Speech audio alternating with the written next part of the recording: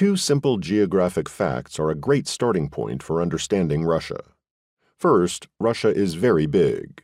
Second, Russia is very cold.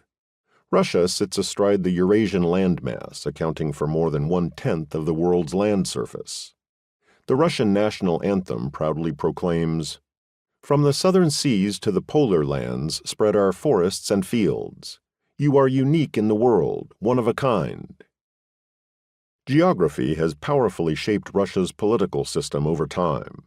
Russia's immense scale and difficult climate led its rulers to seek to centralize control to keep the country from falling apart. The creation of a transcontinental and multinational empire reinforced these centralizing impulses. The downfall of that empire in 1991 with the demise of the Soviet Union opened up the possibility for Russia to become a more decentralized and democratic federal political system.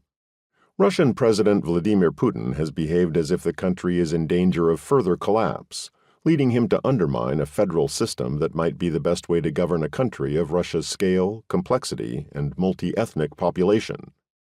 Today, climate change is presenting new challenges to Russia's political and economic development. Moscow is the capital and the largest city in Russia. Today, its greater metropolitan area is home to about 20 million people, or almost 1/7 of the entire population of the country. It is the center of road, rail, and air travel networks. Geographically, it is not the physical center of the country, which is much farther east. But it is fitting that Moscow is Russia's political and economic center, because it was from the medieval Principality of Muscovy that the country that would become Russia began to grow roughly 700 years ago. In the 13th and 14th centuries, much of the territory that is now part of Russia, including Moscow, was controlled by the Mongol Empire, ruled by the descendants of Genghis Khan. The Principality of Muscovy started to accumulate power as a tax collector for the Mongol Empire. The Russian Orthodox Church moved its seat from the nearby town of Vladimir to Moscow in 1325. As the power of the Mongol Golden Horde waned in the 15th century, Muscovy's territorial reach grew. Its location on the Moscow River in the basin of the Volga, Europe's longest river, provided a good vantage point to expand its control over adjacent lands as the Mongols retreated back into Asia.